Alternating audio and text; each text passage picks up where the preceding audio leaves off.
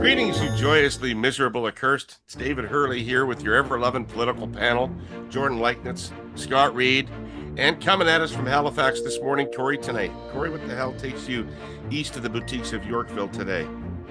A little bit of work and a little bit of pleasure. Going to be having dinner tonight with friend of the podcast, Tim Houston, and getting an update on all things Nova Scotia that are going on out here. And we've got a couple of client things going on too. And then, of course, when you're in Halifax, I'm sure there will be some live music at some point and some pints of beer and some lobster rolls probably for lunch. All the good things that you do when you're in this beautiful part of our country. Yeah, you can't oversell Halifax. It's too great a place. But Yeah. I'd be interested to find out, you know what I've been noticing, because I love a good lobster roll. What I've been noticing is that in the places in Toronto and Ottawa that used to sell lobster rolls, they now sell a lobster and shrimp roll, which is not the same thing. Not as remotely good, the same. Something's going on with lobster that these restaurants here are substituting shrimp in part into your lobster roll. Well, You don't seem as tariffs, outraged about perhaps. this as I am, Jordan. Unacceptable. Well, it's got to be on a brioche. Haddock, they just dip it in pink water. You gotta have it on a slightly. brioche bun though too, which must be perfectly fresh in order to have the full experience. Or a hot dog bun. All right. So we got a few different things to do today. We've got the different public responses to Trump and tariffs. You've got Doug Ford urging the prime minister to be as strong as possible and to fight back with everything. You've got Danielle Smith and Scott Moe that are talking about maybe it's time to play this a different way. Maybe it's time to take the tariffs off. Maybe that's why we didn't get as good a deal as Mexico. And let's soft pedal the thing with Trump. And Carney, it's really hard to tell where Carney's coming down on this. It doesn't sound like he's as enthusiastic about dollar for dollar tariff reactions as Trudeau was, quite a bit less. But where the elbows are today, we don't exactly know for sure. On our cursed clipping comes, and this is perfect for you, Kory, because you're out there, comes from Jamie Sarkonak writing in the National Post about Nova Scotia. Tim Houston has set off the most interesting ideological debate in the country in a while. I just can't believe the fight that's going on over his edict about forests. So we'll get to that. And if we get to it at the end, if we got time, Canada lost 41,000 jobs in July. So we can talk all we want about how things are going with Trump, but that's what's going on out there in the real world. I told you earlier about my reaction, my polling results about how people are doing in this economy, and now 41,000 jobs lost on the ground. Tough out there. We'll get to that. And finally, it's the eternal Mr. Pinsent and our Hey Yous. So, Scott, you're quiet. I'm gathering my thoughts. Yeah. All right. Well, I only raise it with you because I need some energy from you because I'm in a pissy mood today. What's going on for I'm you? in a pissy I don't know. mood. I didn't get enough sleep. I'm in a pissy mood, and so I'm not going to be the joy that I normally am on this podcast. It's also 30,000 degrees out, so it is there. There's that. yeah, that doesn't help with the crankiness. Yes, So I was can the rest of camping. you I was bring it? camping all weekend, and I can't tell you how delightful I am by the invention of air conditioning. Like, Oh, so fuck good. yeah. I am so happy to be back in it. Yeah, I bet. Scott, say something. Yeah,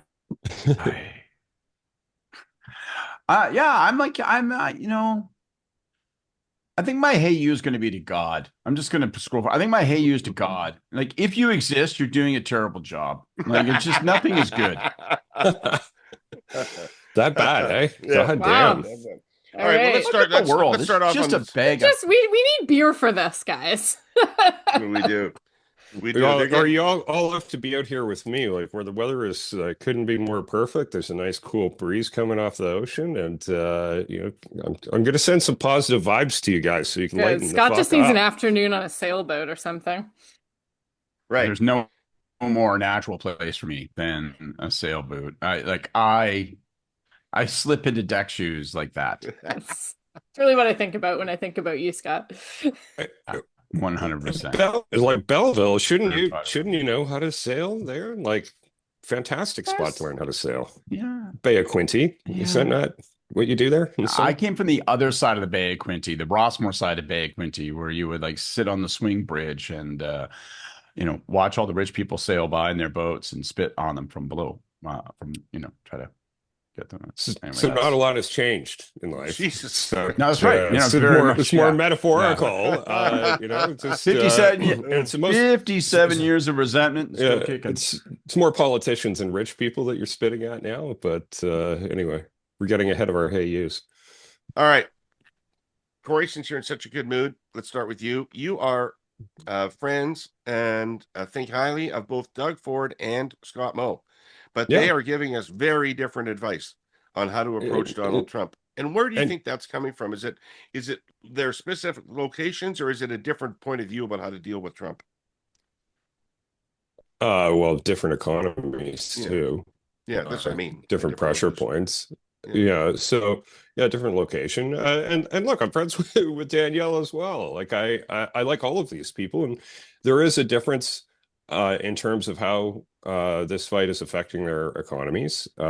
Essentially everything that Alberta and Saskatchewan sell or are involved in trade with the United States, this is moving tariff free. And so uh as long as the CUSMA exemption is there, uh, they're not just fine, they're 100% fine. And so, you're only experiencing, downsides of tariffs if you're them in terms of what our countervailing tariffs are.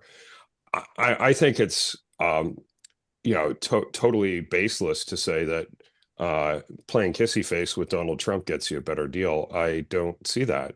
Go and ask the EU, who after unilaterally disarming on the tariff front, got a 250% tariff on their most high value product that they export to the United States called pharmaceuticals. So I don't see any evidence out there that approach yields anything different in terms of outcome with the Trump administration. That said, if we're going to talk about what's happening for Ontario, when you're looking at the steel and the auto tariffs that are, coming at us for complete bogus reasons, and with respect to fentanyl, it's it's all bad. Like it's a much worse situation. So I'm not surprised to see different reactions between the different levels of government. I think there is a argument that you can have in good faith around whether the chemotherapy of countervailing tariffs is ultimately better for the patient or not. But I will say this: you give away all your leverage in negotiations unilaterally, you get a less good deal than if you do it as a part of a negotiation. So, love Scott. I don't think his background will ever be um, getting trade agreements on this basis or dealing with a Donald Trump type character. I think he's as out to sea, and what that is everyone else in the world is, frankly. So, you know, it's a negotiation. I wouldn't recommend giving away all your leverage. I think Doug is doing the right thing, as we talked about last week, by playing bad cop. I don't think it's easy for Dom LeBlanc or Prime Minister Carney to be out in the U.S. media kicking the shit out of Trump. But I think it's important that someone is, and I think it's important that it's someone like Doug Ford who is capable of delivering messages like that to a U.S. audience that puts some pressure on him. So, Doug, keep it up. Thank you for your suggestions, Scott Moe and Danielle Smith. Like I know they're being made in good faith, but I don't happen to agree with them. So, Scott, peering around the corner, if a person could, how is this not like a looming big national unity crisis, as we sort of talked about a few months ago? But it feels like it's coming back. Because here's the way I think about it. I think about it like, I don't think CUSMA's around for very long. And I think as soon as the term is up and it's time to renegotiate, they're going to be looking for extraordinarily different terms. There's nothing about Trump's posture on trade that would lead one to believe that there will be anything like CUSMA signed again. That's just not his approach to trade. So if you're going to salvage something out of negotiations with the Americans that allow some of these central Canadian-based industries to survive and prosper, we have to have leverage. All of our leverage exists in the prairies. All of our leverage exists with oil, gas, potash. And so, I mean, if we were one Canadian economy and one country, this wouldn't really be a question. You would use your leverage to defend your interests, but it feels like not everybody sees one interest here. And I don't know, I can't see anything but bad road ahead on this. So let's call this one a culmination. The federal government has just announced their decision on the item we've been talking about for months and months and months here. The feds upheld the CRTC's framework that allows wholesale fiber access for internet services. Cue the celebratory hand clapping and confetti emojis. I added that little techno outburst because it's how our presenting sponsor TELUS must be feeling. You listeners know they supported the CRTC's decision right from the beginning. They're grateful for the government's leadership here because it reinforces Canada's commitment to real competition, consumer choice, innovation, and, so relevant in these times, nation-building investment. It also sends a strong signal to Canadian businesses and investors that our regulatory system is transparent and stable, providing the certainty they need to invest and grow. Back to TELUS, to wind this up, they are passionate about building national infrastructure and technology because it benefits consumers and increases the productivity and innovation of our private and public sectors. And they'll continue to invest in helping address the challenges of our time: digital inequality, the responsible development of AI, the transformation of our healthcare system, environmental sustainability, and food safety and security for all Canadians. TELUS also just unveiled a new brand promise. 4 words you can read pretty much anywhere you see their logo. We are always building Canada. Powerful stuff, particularly now, and they mean it. I think, I don't know, I got a bunch of random thoughts that hopefully string together in some way. I mean, one, I think the truth of that, I think the truth of how this conversation feels like it arrives at energy sooner or later is probably why you're hearing Mo and Smith, particularly Mo, make these noises now, because they can see it coming and they feel it coming, and they want to make the price of moving down that road any further at the federal level or even in central, if other premiers from central Canada, they want to make the price of that high. They want to make, make that a difficult conversation to initiate. And I think that's partly what's going on here. I also think there is I think there's an interesting schism in the conservative POV in the country right now, right? Like what's the official conservative view? There is no official conservative view. I see at least 3 competing conservative views. We have Doug Ford, who's a populist, happy warrior conservative in the province of Ontario, being driven by his assessment as to what's in the self-interest economically of his province and his region, making these sounds, thinking he probably helps the prime minister in some ways, and it actually echoes what he wants, and he knows that it's in line with public opinion in his province, in his region, and in the country. And then you have the Mo perspective, Smith's perspective, and then you have Poilievre, who's in this strange place where he's like, well, Trump is bad, but Carney is failing, and we need to get action. But he doesn't, if you look at any of his statements, and he issued a reasonably lengthy one about 10 days ago, the prescriptions are almost entirely, other than with a little bit of partisan edge to them, the prescriptions are almost precisely the same as what the federal government is pursuing. So, it's kind of just a mesh. I think that's interesting. I don't think there's going to be a wrestling match for the conservative voice, because I don't think there can be a unified conservative voice on this thing. But if we scroll forward 3-4 months and Trump decides, you know what? Screw the review of CUSMA. I'm just going to actually initiate my intention to abrogate, to withdraw. And then we have a critical national debate. And, Carney has never wanted to go near the energy play. He has stayed away from it, and it'd be easier for him. And it'll be interesting to see if CUSMA's on the table, whether his perspective on that changes.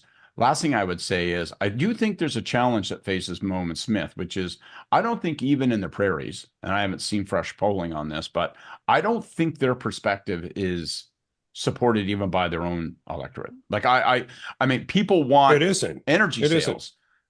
And but I don't think, there's nowhere in this country to the point where sometimes there can be a pressure on the prime minister, but there isn't a desire. Like, people want to hear "fuck you, Trump," and so this split of voices, at least in the near term, probably helps Carney because it gives him room to navigate. He can say, "Listen, I've got conservative premiers telling me I got to slap counter tariffs. I got conservative premiers telling me I should lay down like a house cat. So I'm going to be the sensible party here and navigate these things." But I don't think the public opinion is like if it's defined as appeasement. Scott. I think it's more complicated because I think there is a lot of that fuck Trump and I want to go fuck Trump. But there's also, it's the prairies. And many of these people believe that their core industries have been suppressed by artificial policy desires out of central Canada for the last number of years. And then now all of a sudden they have to take another fucking hit to save the Ontario auto industry. It's not, for a lot of people in the prairies, it's not great politics.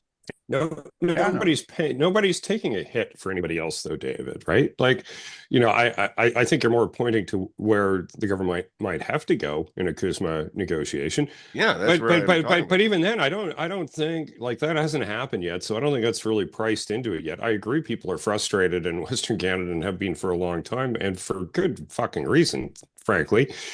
But it's sort of trade-off. If you're out there talking about how you should be nicer to Donald Trump, get ready to watch your personal approval numbers go down, because that dog don't hunt in any market right now. Right. No, So, right. like in terms of what's sellable, it's where Ford is. But anyway, I'm talking. I'm interrupting, and I'm talking, and I'm very curious what Jordan thinks. Yeah, well, it's funny as everybody was talking, I was flashed back to when we were in Saskatoon in January, and we were having a version of the same conversation, sort of talking about the depth of the regional divides that would emerge through the Trump and tariff fight. And I think what's actually really interesting to me as I look back on that, like, we weren't wrong about the underlying impetus of those fights. We weren't wrong about the potential for those trade-offs in terms of saving Ontario auto versus energy sectorially, but we've been a little bit wrong about the intensity of those divides. And I think that in a sense, we're still in the easy period of that. When I look at what Carney needs to hold together in terms of the Council of the Federation and presenting a unified Canadian face in the negotiations, he has still been able to do that. You are hearing these differing opinions from the premiers, and obviously the Trump and sort of Smith being, Ford and Smith being on opposite ends of the spectrum. But it's not, it hasn't been weaponized politically, right? And that is still just serving to give him a wide field of operation without some of the political grief that could accompany that. I think, David, your question to Scott is really like the one that matters. Like, what happens when we get into a CUSMA renegotiation, or if Trump abrogates the treaty and that protection is pulled, and that is going to change dramatically what the impacts of the tariffs are across the West, in the prairies in particular. And that's going to accordingly also change the set of political incentives for people like Moe and Smith. And so I think it remains true that Canadians are showing through public opinion that they have an appetite to fight. Right now, Carney has been able to choose his path between these two extremes, if you will. But there is very little evidence that unilaterally disarming or proactively giving concessions is actually achieving things at the bargaining table. So he needs to reserve the right to continue to be tougher, particularly if the stakes get a lot higher all of a sudden. I know that sounds crazy to say because we talk a lot about what the stakes have been of the tariff fight so far, but the hit has been so sectorally focused to key industries that it's easy for the stakes of that to be kind of contained, right? But that changes if CUSMA is gone. That changes in an instant. And so, in a sense, as I'm sure completely hellish as it has been for the PMO, for Don LeBlanc, for the Prime Minister over the last few weeks, it is about to get much worse. The divisions, I think, though, between the West and Ontario may actually lessen a little bit when everything is sort of equally exposed. So that's kind of what I'm interested in seeing as we go forward. And I think the other aspect, and we're probably going to talk about it a little bit more in the jobs numbers, is that the other shoe hasn't really dropped yet in terms of the economic impact in Canada and the jobs impact, but that could be coming. That could be coming in the fall. And that in turn is also going to shift some of the political incentives here. So I think that for the moment, to me, this is actually not unhelpful to the Prime Minister. It's giving him a wide field of play. But if Trump decides to advance the timeline on the CUSMA renegotiation to blow that up in the fall, then things are going to get very real very fast. Okay. So in these days of angst and heartburn over access to U.S. markets, and I do not want for a moment to underplay the importance of that question, let me focus for a moment on a subject that might act as some relief for the troubled Canadian mind. I am speaking of the mighty port of Prince Rupert in northern British Columbia. Those of you who are geography mavens will know that Rupert is the closest port in North America to Asian markets. The rest of you should go consult a map. As Canada strives to diversify its exports, one of our government's explicit goals, Rupert will be a big deal. It already is. And our sponsor, CN, is the main player at the Port of Prince Rupert.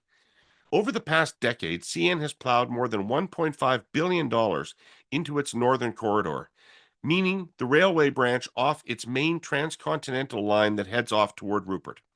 In the past year, CN hauled 50,000 carloads of liquefied natural gas to the AltaGas and Pembina export terminals at Rupert, headed for Asian markets. Getting LNG to Tidewater is key to Western Canada's economy. CN railroaders also shipped 5.9 million tons of grain to export terminals at Rupert, along with shipments of coal. The container vessel giants Maersk and Hapag-Lloyd are also shifting cargo away from congested ports in the United States, rerouting through Rupert. And CN, knowing opportunity when it sees it, is building, modernizing systems, expanding yard capacity, ensuring Rupert takes its rightful place as a crucial gateway and trade colossus in the decades to come. How's that for some good news in this year of living uncertainly? Well, do any of you believe that CUSMA is going to continue? Like, on what basis would you believe that? No. Well, for Excuse a me, no, period of Jack. time, yeah, well, for a period of time it will, because there'll be a period of renegotiation, and there's a process by which you get out of it, but it's delayed over time. But I do agree it's coming eventually. But let's rewind the tape a little bit to what happened a few weeks ago when the government got rid of the digital services tax unilaterally, and the amount of criticism they got for giving away that leverage and getting nothing seemingly for it. But we don't. I guess the reality is we don't know They exactly got what's to happening in continue to talk to negotiations. Leichnitz. They got the right to Yeah, continue to talk to that Leichnitz. Yeah, but I was the alternative listening was to that it was openly dead. Yeah, and let's also point out that they wanted to get I rid don't of the think he paid a GST price. anyways, guys. So this was a well, convenient this was a convenient thing to do. well, Period. I am glad he got rid of it, but it'd be like if he got rid of supply management unilaterally. I would applaud. I would be here with pom-poms, I think it would be a positive thing for the Canadian economy to do, but I think We'll record our next pod in Quebec. I'm more than happy Or to. Eastern Ontario. You know whose dairy industry really did well after they got rid of supply management? Go look at New Zealand and see how good it was for them. It was the fucking best thing that ever happened to that sector. But anyway, that's a different topic for a different day. My point is, I don't think that there was criticism. I don't think he's paid a political price for unilaterally getting rid of the digital services tax, but there certainly has been criticism, including from us on this show, about what did you get for it? I think it was, in fact, you who made that point last time we talked about it. So I think doing more of that comes with its own set of perils. Like, I think, you got to trust the negotiating team to be, doing as best it can. I don't really know who the fuck they're negotiating with, in the sense that, Lutnick, who's at the negotiation, seems to be a complete non-factor in terms of what the I president think it's ultimately fair decides. to say, Kory, that this curse of politics group here is generally a Dominic LeBlanc love-in. Like, this is a good, warm place for Dominic LeBlanc. We all like him. We all think he's really good. But his attempts to explain what he was doing down there and the rest of them, and what the value of it was among the weakest public outings I've ever seen him have. Because there's, like, obviously, fuck nothing of any import was going on down in Washington. Well, and it's Right. it's But tough because you had the at the same alternative is to do time. not. Yeah, so number one, I think it works for Dom because he gets caught trying, right? Like, he's out there, Yeah. he's visibly making an effort. That's a credible push from the Carney government.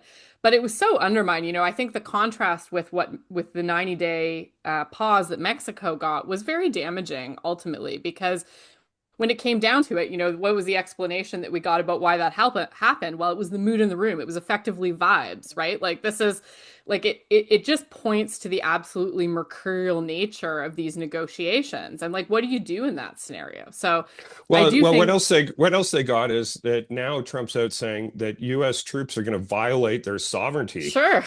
So how well is that going? But that's like Japan, right? Japan got an agreement, and then they're like, yeah, never mind. Here's some more tariffs. All of that in a military occupation. Okay. Isn't, I think, the critical question, one that you kind of drove past, which is what happens to CUSMA? Like, literally what happened? Like, is CUSMA, do we have 18 months of, like, dicking around, waiting for the review to start, then some discussions around the review, Trump gets distracted by this and that? Or is Trump going to move precipitously because he's sitting there going, hey, man, I hate this. I hate the fact that 85 to 90% of their goods are CUSMA compliant and therefore unaffected by these things. And I can't stand that there's some lawyer in the corner of some office telling me that I can't fucking, like, put tariffs on all this shit. So, like, does he move this fall to say he's going to withdraw the United States? And the reason, I mean, there's an obvious reason why that's an important question, but time seems to me to be so critical because, like, we all say, and the prime minister says all the time, let's focus on the things we can control. It may well be that the things that we can control are insufficient to address our problems. Like, that may be the hard truth of it. Insufficient in terms of our relationship with the United States, and insufficient in terms of our ability to patch new trading relationships and prosperity by plugging into the rest of the world, especially if we have, like, misgivings with respect to India and China. So, like, I look at it and I go, so we need a miracle. We need the miracle of domestic politics to defeat Donald Trump, not literally defeat him and drive him out of office, but to change his agenda, to have people go, whoa, whoa, whoa, we're starting now to feel the unemployment hit. We're going to have a lower standard of living, Scott. This country is going to have a lower standard of living than it has had. Whether we pay tariffs to the United States, whether we substitute a domestic market for an export market, whether we substitute other export markets for the United States, all of it leads to a lower standard of living for Canada. Trump is breaking the country. Yes, sure. But and the rest of the world. But that's why I get a little thank you note from all my sons every couple of weeks saying, thanks for fucking nothing, Dad. Wonderful world you left us.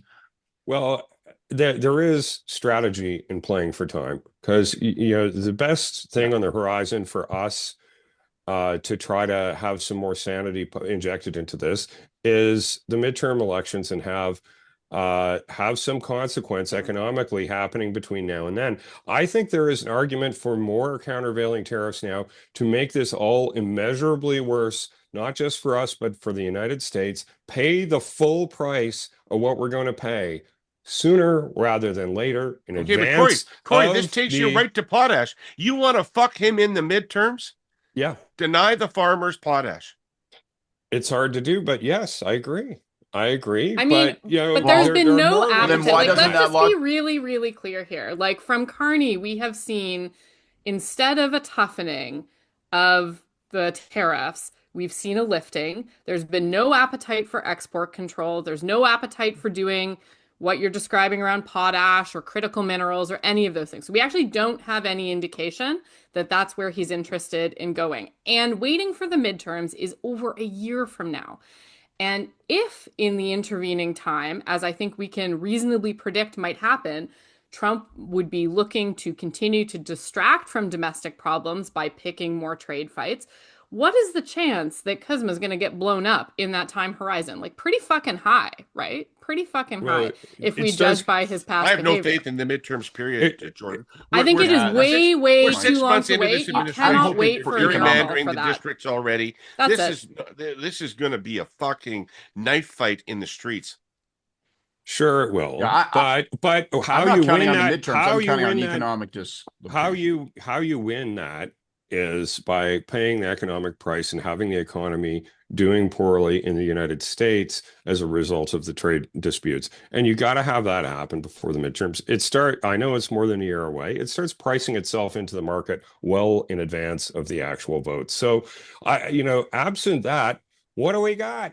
Not a lot. Okay. But Kory, So that's a difficult strategy. Like, if you're the prime minister, you're like, Jesus, man, I am playing at matches with whole sectors, with people's jobs and livelihoods. But I'm going to be a general on the battlefield. I decide that's the best play. I got to make them feel pain. Well, that logic forces you to energy right away. Like, you don't come to energy as a last resort. Then the logic you just laid out means you go to potash tomorrow, but then you go to oil and Bill electricity Boychuk pretty really fucking wants you to quickly know after. it's potash. Scott, Phil Boychuk, our mutual friend, really wants you to know it's potash, not potash. Okay. And look, and All maybe right. what Kory is Fair enough. describing is the right move. And And I it's think that, milk you know, curds. it has not, Milk like, we have cuds. not tried actually turning the screws on that in a serious way yet. So maybe it's the right move. But if that is what the government wants to do, then they have to Scary. fucking get correct about what the implications are going to be for Canadians in terms of unemployment, in terms of cost of living. it's coming anyway. It's coming anyway. And that's very true, but it's going to come boy. faster. And right now, the conversation I think that we're having nationally about this is very one-dimensional. It's major projects. It's talking about investing all of our political and economic energy in the list of major projects and giving that forward. That is not sufficient for what is about to come. And I think that while Canadians clearly have an interest and an appetite to fight Trump, it's also not clear what the standard of living implications of that are. Like, the US economy tanking is harmful to the standard of living here in Canada. All of these things are going to be very difficult and have a lot of implications for communities across the country. And so there would need to also be a big shift in how the government is addressing some of those knock-on effects and the urgency that we're seeing around things like EI and all of those. I knew you were going to bring that up, Jordan, Look. and I care about it as much as you do, right? Those supports for people, those actual things. But, when you think about it, whether it's the industries or the people, we can't subsidize our way through this.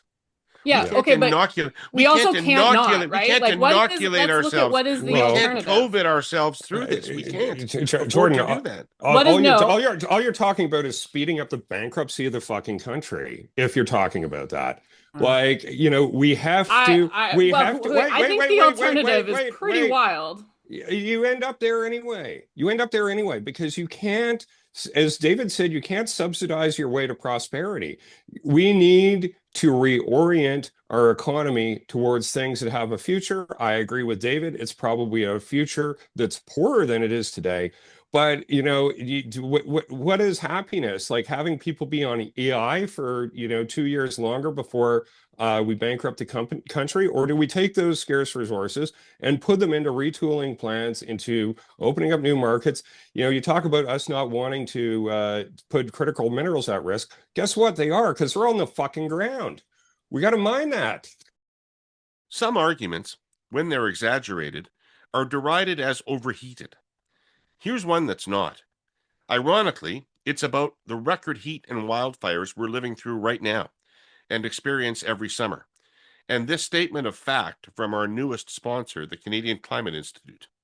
The cost of inaction on climate change is hurting us far more than the cost of action. Let's start with the evidence. I mean, just look out the window. Gray, smoky skies where the sunlight should be. Last week, we saw heat warnings in place across 6 provinces and territories. In Toronto, it was the 5th heat wave this season, surpassing the previous record. The 2025 wildfire season is slated to be our 2nd worst on record. Last year, Jasper nearly burned to the ground. Insured damages were more than $1.2 billion. In 2023, the figure was just under $1 billion, as fires consumed 17.2 million hectares, more than double the previous record. Going back to 2016 and the Fort McMurray fire, insured losses came in at $4 billion. So it just keeps mounting. That makes life less affordable for households as economic growth slows, governments raise taxes to pay for climate disasters, job losses increase, and goods get more expensive because supply chains are screwed up. So let's turn to the cost of action. Proactive adaptation has major economy-wide benefits. The Climate Institute's research shows that for every dollar invested in key protective measures to prepare for future climate-driven events, like upgrading roads, highways, and power lines so they're better able to withstand extreme heat, between $13 and $15 is returned in direct and indirect costs saved. Ultimately, though, the approach is twofold. These investments need to be combined with smart policy solutions to reduce our greenhouse gas emissions. That's what limits future damages. And that's the more meaningful cost conversation the Climate Institute is committed to promoting. So I think a future in which a prime minister were to plunge Canada into a serious retaliation with the US that includes significant domestic economic pain and not put in place the type of employment and transition supports that would see Canadians through that is not only politically, but also fucking societally suicidal. Like, this is, it makes no sense. Yeah. It makes no sense. Like, what are you preserving then?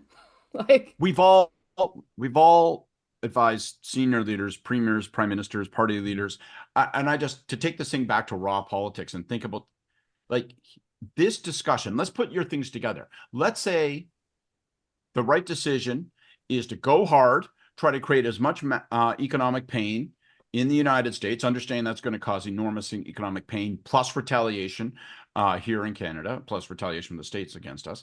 And let's assume that as a means of obviating that, mitigating some of those impacts, there are large-scale income supports and transition programs, all that kind of stuff. We drain the treasury to try to help manage this on the hopes that the chemo will cure, and we'll get through this thing in 2.5 years. And so we don't need to actually drain the treasury, but we sort of go about it.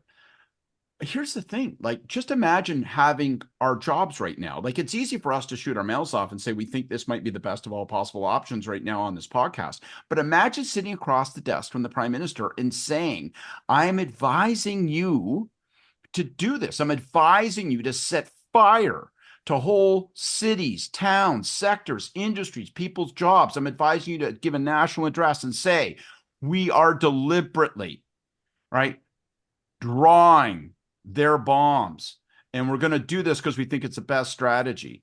And like, that's a hard call to make. So when we say, well, what's the value of having Dominic down there, and why are they doing this, and why is the prime minister laying off DST, and why is the prime minister only been lifting tariffs? I assume it's because you go, man, oh man, oh man, the alternative is so wrenching and difficult to contemplate. But it feels like inevitably we'll get there. But I'm just like, I can't imagine we myself. get there the moment because the renegotiation fucking telling me I should do this. It's not hard, man. It's not fun. We've got shit choices. It's not a lot of fun being the Russians when you're having to burn the fields in advance of the Nazi invasion, and you're going to starve your people, and you're playing for time, and you're drawing them deeper into your territory, and you're and saying, no, wait, they're eventually we're going to be able to roll this back the other way. It's not fun. These are not easy decisions, but guess what? That's why it's a tough job. This is the worst situation we've ever been in. 100%. But like, look, there is going to be blood on the floor. Like, there is no magic way where we do this and some fucking EI check is going to make it all okay. It is not okay. Totally. I agree with that. But I also think that you cannot go into this without equally robust planning on things like income support and transition and getting people through this period without literally risking massive societal division. And also, it's politically suicidal. Like, if people see that the government is not there to support them and you are asking them to make those types of sacrifices and saying, but guess what? Like, you get no help making your fucking rent at the end of the month. Like no government is going to But do Jordan, that. how's it possible? Like, It's a false debate. It's going to I can happen. agree with you, Of but course how it's does going it? to happen. How is it? How is it possible? Like, we're talking about a COVID level disruption in our economy. Yeah. Well, then we're talking about COVID level support. Yeah. Not, To be you know, characterized as temporary, transitional, That's until right. we build more Yeah. robust. There is no other But that's not alternative. true. There But is that's no other likely to be alternative. longer than COVID, Scott. This Yeah. is That's why likely to be That's what I longer mean. than So COVID. This it is- will be tapered, but initially they will come and they will be characterized in that way as That's temporary right. emergency measures, essentially. This And is after by the 2.5 way- years, and by we'll the way, go, if, Christ, you this know, feels permanent. we have had a number of governments who've acknowledged that our EI system is completely broken for a number of decades now and have refused to fix it. So this is what happens if you don't actually fix it, then you get to a crisis and you have to jury rig something. And so that's Well, I what's don't know gonna when it happen. was ever not broken, Jordan. It was broken in the 90s. So Sure, Yeah, but it's extra broken now. 35% of unemployed people can access it. So what are you going to do with the rest? This You is have to put why something the in place. this is why the list of great NDP finance ministers can be written on a fucking book of matches. Because this is Now, a Kory, path. just because This our is a- great NDP this provincial is- finance ministers yeah, could run circles yeah, around you doesn't mean Janice anything. McKinnon, for instance, I know you're proud of her. Right? You yeah, like that's that one. Janice McKinnon. That's one. There's one. There's one. In fact, the list is called that. Janice McKinnon. No, it's a path. That's a path. Listen to the son of bankrupting. Saskatchewan spouting this bullshit. Bankruptcy. Absolutely Bankruptcy. not. It is the no. It Bankruptcy. is not. It is the path Bankruptcy. to actually Well, keeping this our is a fucking false country debate, together surely, through this. It is a Kory. completely false debate. You're It not- is a completely false debate. But it's Of a course fun there's gonna be ideological programs and debate. income And let's supports. move into another fun ideological debate because I have just been totally floored over the course of the past week. So there is a drought in Nova Scotia. If you're not aware of this, Kory, there is a drought in Nova Scotia, unlike anything that they've seen before. They've had no rain since April or May of this year, and it is just a tinderbox out there.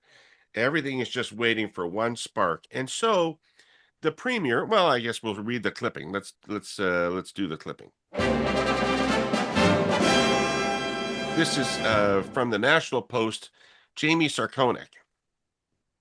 And as of Thursday, most areas in the province were rated extreme or high on the fire danger index, which in most provinces would call for prohibitions on fire and ATV use and would receive little pushback in return. But Houston and Natural Resources Minister Tory Rushton are taking it further by invoking a section of the province's Forest Act, which allows the government to ban all travel within wooded areas. The power was triggered previously in 1997, 2001, 2016. In 2025, they've done it again, with this time with a fine as expensive as a Hyundai Elantra. Not really sure what that comparison or metaphor is, but anyway. The logic is simple. Most wildfires are caused by human activity, so to reduce the risk, we're keeping people out of the woods until conditions improve, said Houston in a news release. In attempting to flatten the risk of an inferno, the province is trampling basic property rights. The most basic right that comes with owning property is access, after all. This is even reflected in the Constitution, as the Charter protects individuals from unreasonable search and seizure. Those who aren't swayed by the principles that underlie the freedoms we enjoy in the West should at least be able to see the logistical problems here. Until the fall, it will be illegal to pay a third party to mend a fence through a wooded area without government approval, on and on and on and on. Anyway, the point I wanted to raise is that this is, if you're not following it, a huge issue among an element of conservatives in Canada. This is a legitimate pushback against this as government overreach, as the second coming of COVID in terms of government getting into your lives and telling you what you can and can't do and shutting down playgrounds. to my understanding, nobody in Nova Scotia is of this view, particularly because they went through a horrible wildfire a few years ago, and they know what that's like. But in any event, is there anybody on this podcast that thinks that this is an example of government overreach, or is this a reasonable thing for a government to do? Well, how many times did you say it's been done before? Like, Yeah. it like this is in the playbook of, okay, when it gets this bad, you do this and this bad, this, and like there's like we have fire bans in, fire season in every corner of the country, as far as I'm aware. Like Fire bans, but I this don't, is you can't go I mean, into the yeah, woods. I think it's sure, really okay. it's Like, interesting and notable that the conservatives who are disagreeing with this seem to be primarily located outside of Nova Scotia. Yeah, no Um, kidding. so this is a Primarily this is a located in an chronically editorial online suite debate somewhere. of people who want to discuss it divorced of living through what happened in 2023 in Nova Scotia. David, have you not deleted your X account yet? Like I keep telling you to do this. Like There's nothing good on there, my friend. the open sewer / insane asylum that is X is I think warping your view. I don't know. I'll let you The know National after Post, I come think, back. has 4 articles about this a day. Like, it's not Well, just you X. know. Like, Exactly. Exactly. Post media. Like these fucking people, man. These fucking people who don't step foot in the woods, right? Who don't live there.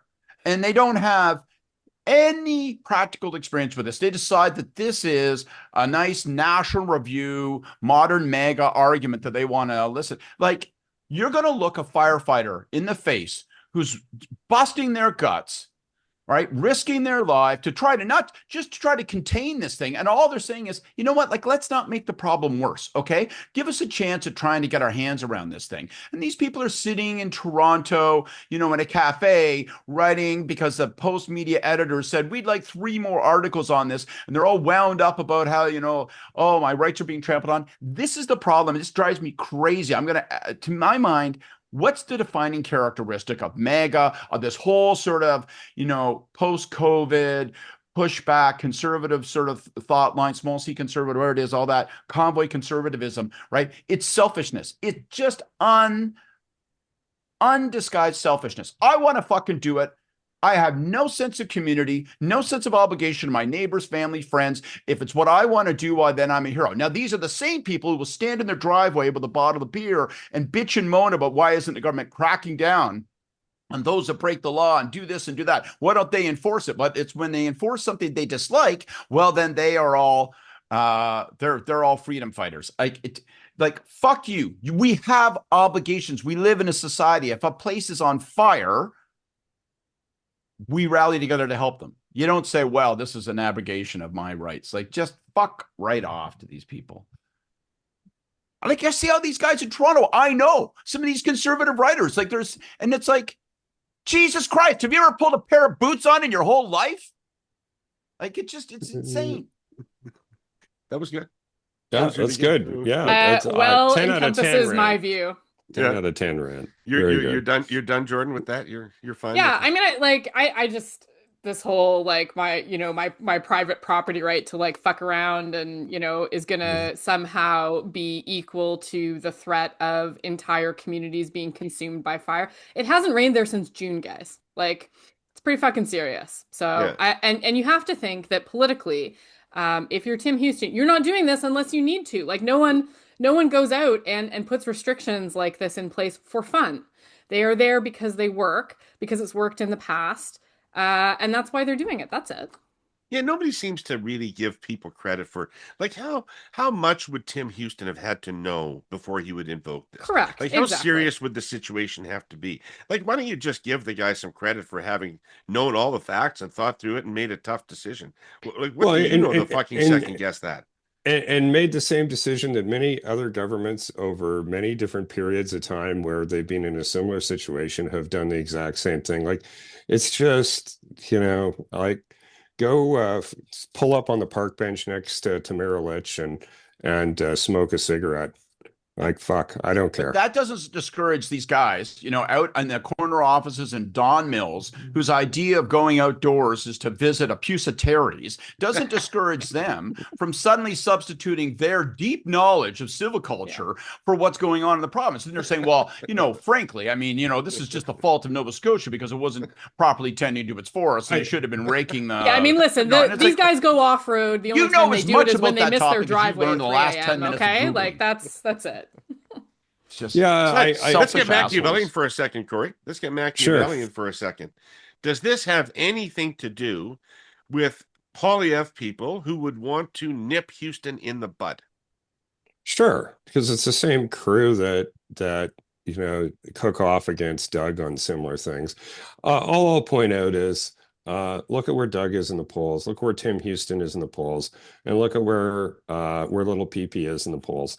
It's not the same place. And I will get to this in my Hey You, but like I think picking which fights you decide to go after and which windmills you decide to tilt at has a very big impact on how you ultimately do in elections. And and job number one, and Jordan I think would agree with me on this, is to resurrect the fucking NDP.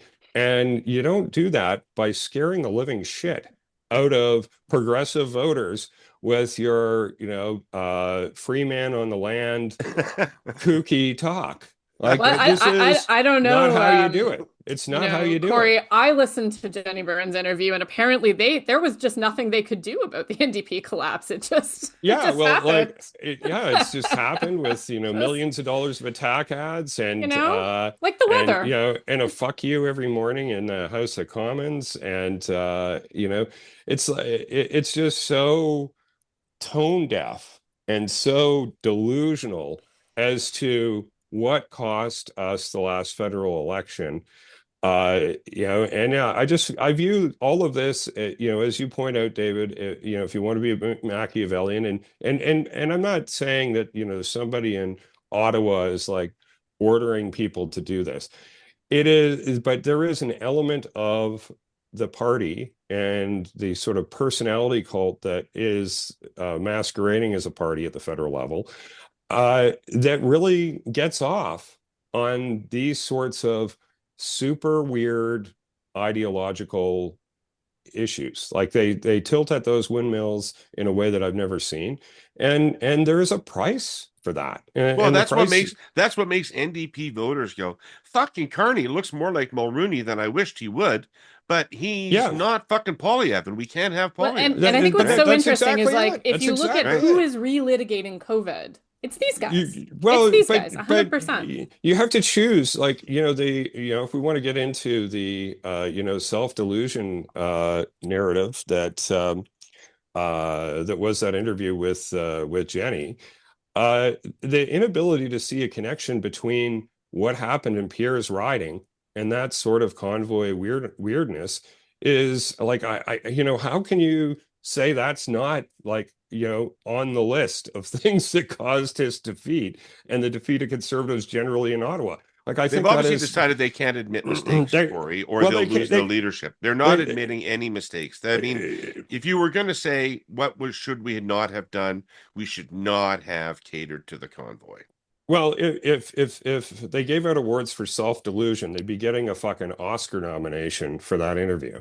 Like, it was off the fucking chart. Scott, you haven't had a chance to listen to it yet, so maybe we'll talk about it next week or something, because it was kind of a substantial political interview. But I don't, to be honest, this would probably be my Hey You, but Jenny, I don't think it's the interview you need to do. I think you should come on the Hurly Burly and do the interview you need to do about that election campaign. But in any event, maybe we'll go right to Gordon Pinsent at this point, and we'll do the collapsing economy next week, Jordan. Because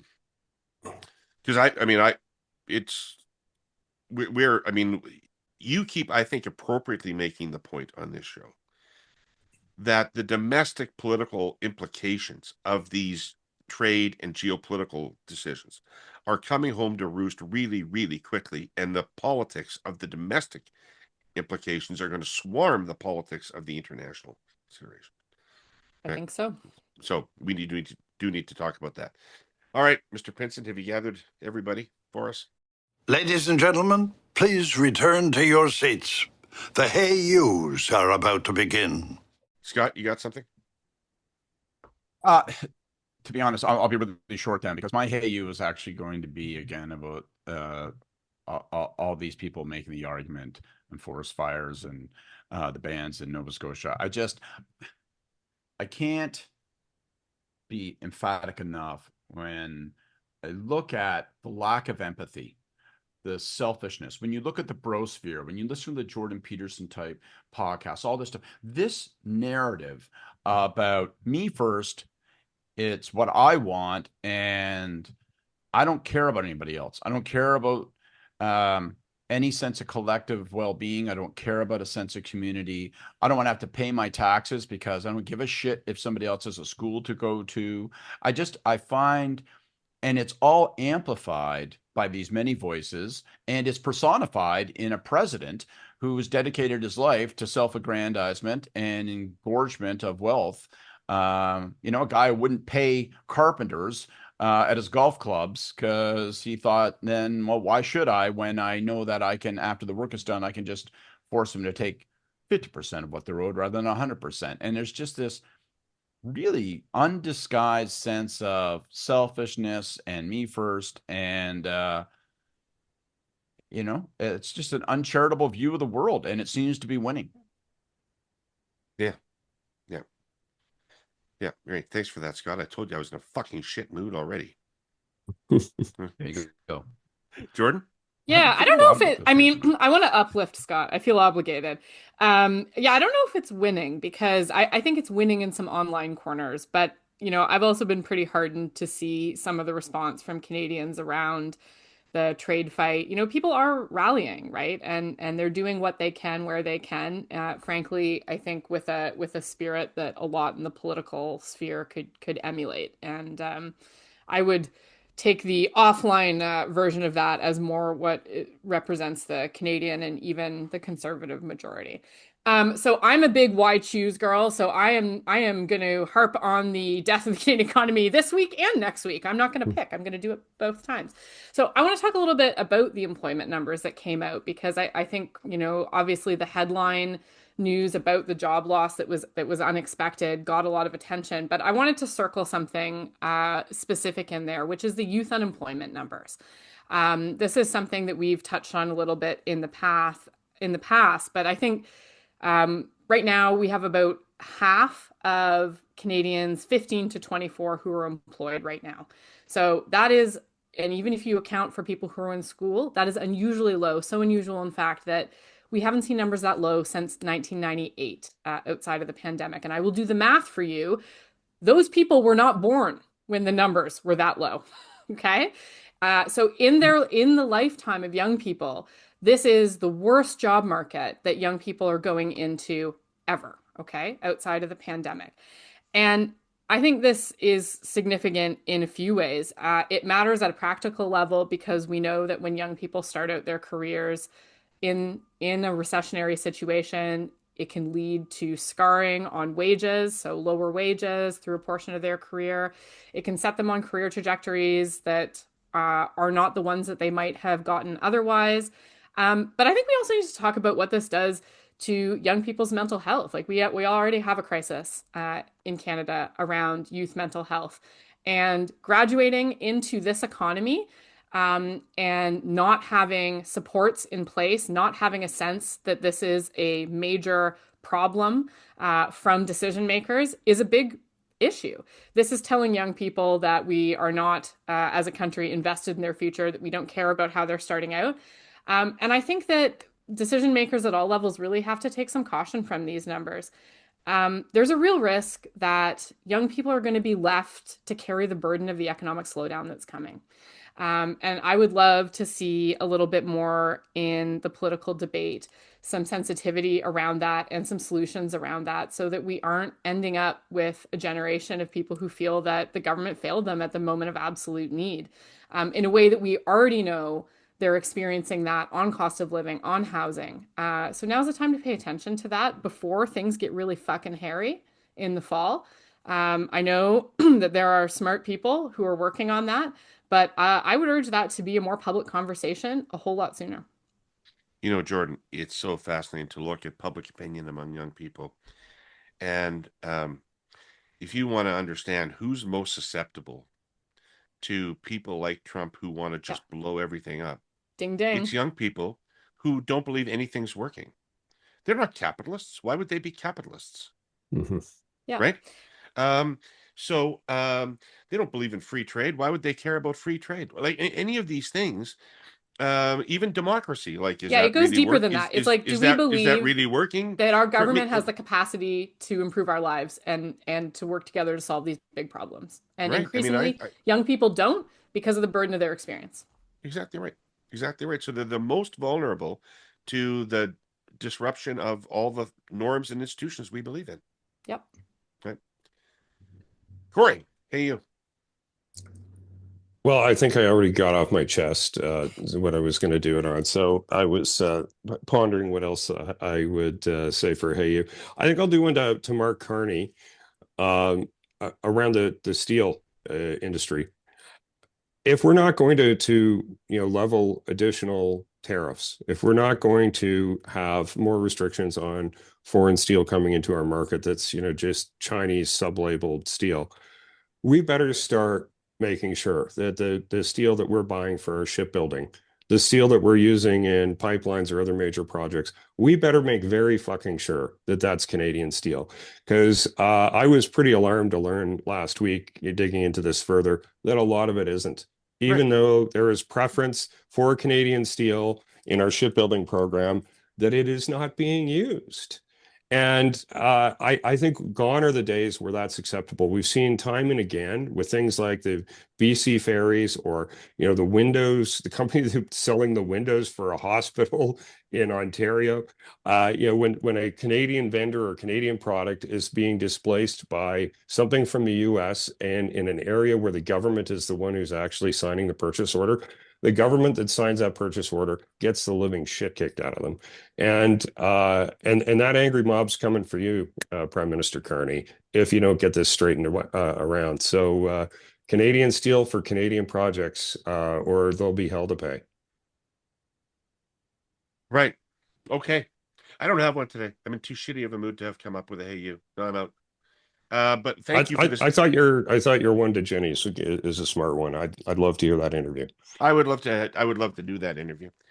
And I think that there's a lot that I think that she would come out of it really well, to be honest.